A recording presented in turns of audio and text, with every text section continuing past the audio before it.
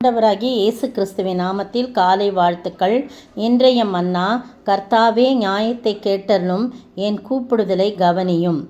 சங்கீதம் 17 முதல் வசனத்தின் முன்பகுதி பாருங்கள். என் கூப்பிடுதலை கவனியும் அப்படின்னு சொல்லி அவர் சொல்கிறத நம்ம பார்க்குறோம். அருமையான வேளையில் அவர் சொல்கிறாரு. இந்த சங்கீதத்தோட தலைப்பு என்னான்னு சொல்கிறாங்கன்னா, எதிரிகளின் உபத்திரவத்திலிருந்து தன்னை தப்புவிக்கும்படியாக ஒரு விண்ணப்பம் பண்ணுறார். விண்ணப்பம் அப்படின்னு சொல்லி சொல்லப்பட்டிருக்குது. இந்த பகுதியில் 14 விண்ணப்பங்களும் 15 வசனம் தான் இருக்குது. 14 விண்ணப்பங்களும் எப்படி இருக்குது அப்படின்னு சொன்னால், 14 விண்ணப்பங்களாகவும் ஜபமாகவும் இருக்குது. 3 தாவீதின் வாழ்க்கை குறிப்புகளை குறிக்குது அப்படின்னு சொல்லி பார்க்குறோம். பார்த்திங்கன்னா, இந்த நிறையா இடத்துல அவர் தன்னை விடுவிக்கும்படியாக கேட்குறத நம்ம பார்க்குறோம்.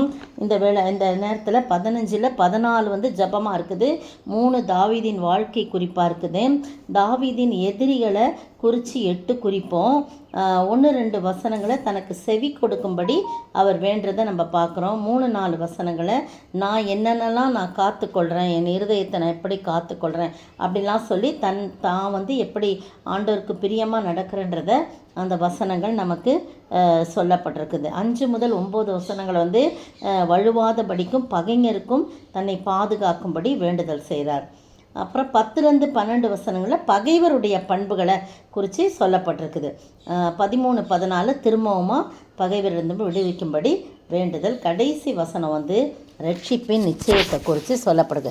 நானும் நீதியில் உம்முடைய முகத்தை தரிசிப்பேன், நான் விழிக்கும் போது உம்முடைய சாயலால் திருப்தியாவேன் என்று சொல்லப்பட்டிருக்கு. கூப்பிடுறதுக்கு பதில் கொடுக்குற ஆண்டவராய் இருக்கிறப்பனால்தான் தாவீது தன்னுடைய விண்ணப்பத்தை கவனியும் அப்படின்னு சொல்கிறார். என் விண்ணப்பத்தை கவனிங்கப்பா, என் நியாயத்தை கேளுங்க, கபடமில்லாத உதர்ந்து பிறக்கும் என் விண்ணப்பத்துக்கு செவி கொடும்னு அந்த அடுத்த பகுதி சொல்லுது பாருங்கள். சிறுமைப்பட்டவருடைய கூப்பிடுதலை மறக்க மாட்டேன்னு சொல்லி மறவார் அப்படின்னு சங்கீதக்காரனாகிய தாவீது ஆண்டவரை குறித்து 9ஆம் சங்கீதத்தில் 12ஆம் வசனத்தில் சொல்கிறார் பாருங்கள். கர்த்தருக்காக 40ஆம் சங்கீதம் ரொம்ப பிடிச்ச சங்கீதம்.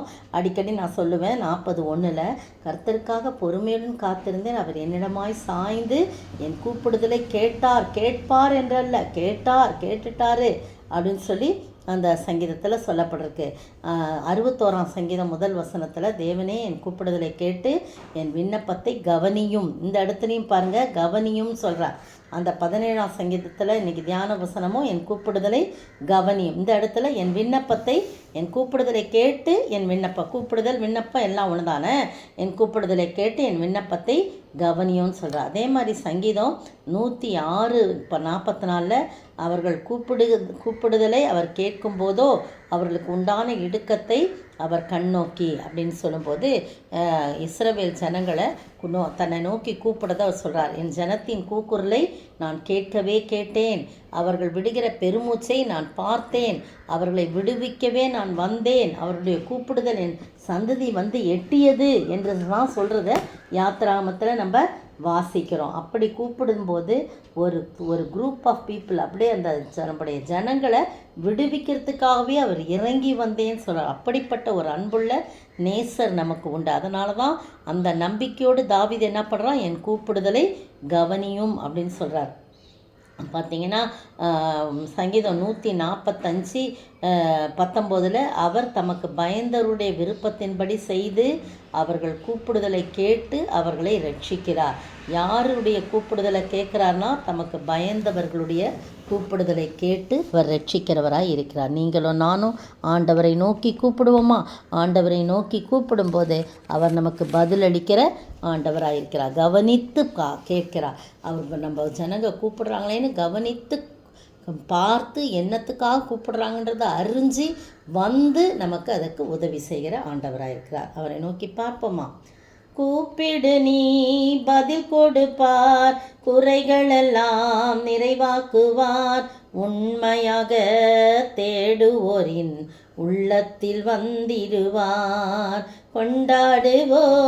கொண்டாடுவோம், கவலைகள் மறந்து நாம் பாடுவோம், இயேசு ராஜா வந்திருக்கிறார், எல்லோரும் கொண்டாடுவோம், கைத்தட்டி நாம் பாடுவோம். ஸ்தோத்திரிக்கிற ஆண்டவரே, துதிக்கிற ராஜா, எவ்வளவு நல்ல தேவன் ஆண்டவரே.